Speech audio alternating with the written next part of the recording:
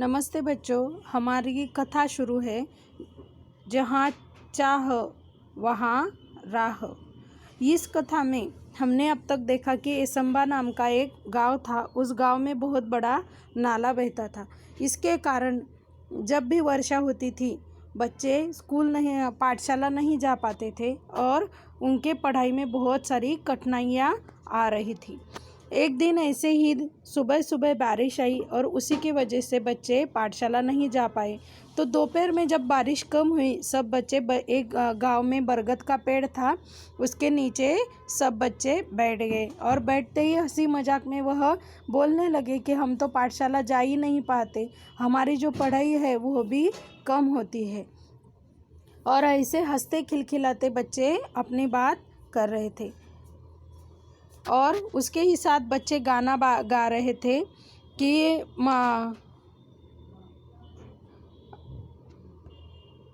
बारिश के कारण नाला भर जाता है और बच्चे पाठशाला नहीं जा पाते। हम बच्चे कर भी क्या सकते हैं। इस वाक्य को गीत की तरह गाकर सब एक साथ तालियां बजाकर वहाँ बैठे बच्चे ज़ोर ज़ोर से हंसने लगे और सब बच्चे ज़ोर ज़ोर से हंस रहे थे। तभी क्या हुआ, हंसो मत, कोई कुछ कर सकता है तो वह हम ही हैं।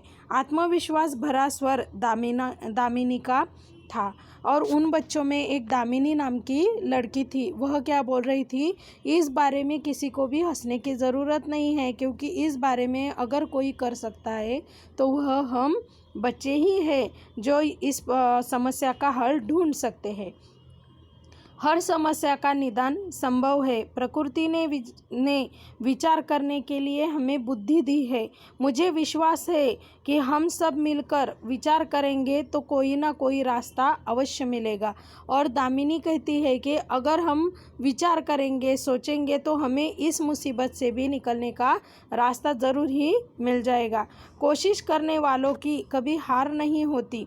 दामिनी कहती है कि जो भी ज़िंदगी में कोशिश करता है उसे पहली बार हार मिलती है, दूसरी बार हार मिलती है, लेकिन तीसरी बार उसको सफलता ज़रूर ही प्राप्त होती है। दामिनी की बातों ने बातचीत का माहौल बदल दिया।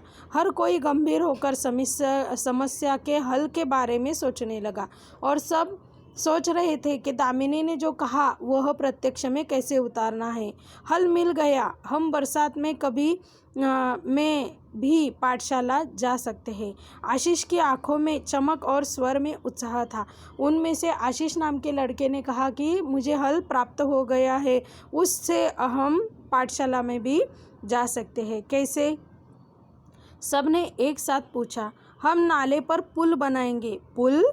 मित्रों के स्वर में आश्चर्य को भांपकर आशीष ने आत्मविश्वास पूर्वक उत्तर देते हुए कहा, हाँ, पुल। विज्ञान की भाषा में हम सबने पुल की जानकारी पढ़ी है।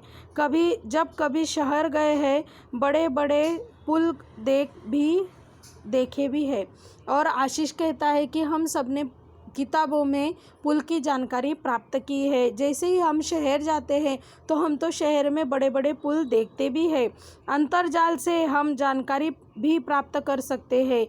गांव का नाला बहुत ज़्यादा चौड़ा नहीं है, हमें लगभग 10 फीट का पुल बनाना है। और वह कहता है कि हमारे गांव का नाला तो ज़्यादा चौड़ा भी नहीं है, 10 फीट का अगर पुल बनाएंगे तो हो जाएगा। पुल बनाने का विचार जंगल की आग की तरह एसंबा गांव में फैल गया। हर व्यक्ति इस विचार और विद्यार्थियों के हौसले की प्रशंसा कर रहा था और आशीष ने जो सोचा था उस बारे में बच्चों ने भी तैयारी करनी शुरू कर ली और यह विचार जंगल की आग की तरह उस गांव में फैल गया और बच्चों के साथ में बड़े लोग भी इस बारे में सोचने लगे। विद्यार्थियों ने छोटे छोटे समूह बनाकर इस प्रकल्प की बारीकियों पर काम करना शुरू कर दिया और जो विद्यार्थी थे वह उस पुल के बारे में सभी तरह की जानकारी प्राप्त करने में जुड़ गए। सामग्री की सूची बनाई। सामग्री खरीदने के लिए 20 20-20 रुपये एकत्रित करना आरंभ किया। अब तक पाठशाला के शिक्षक और गांव के लोग भी सहायता के लिए आगे आ चुके थे। देखते देखते सामग्री के लिए आवश्यक राशि जमा हो चुकी थी। देखो बच्चों ने कितनी अक्ल लड़ाई, उन्होंने सब बारे में सोचा, जानकारी प्राप्त की कि कैसा करना है, कितना सामान लगेगा, कितने पैसे लगेंगे, और उन्होंने 20 रुपये से शुरुआत की। कम से कम राशि अगर हम सबके तरफ से लाएंगे तो ज़्यादा से ज़्यादा राशि प्राप्त होगी। यह सोचकर उन्होंने 20-20 रुपये अपने पास के निकाले और बाद में इसमें उनके शिक्षक तथा गांव के लोगों ने भी उनकी सहायता की और उनकी जो आवश्यक राशि थी वह सब उनके पास प्राप्त हो गई, जमा हो गई।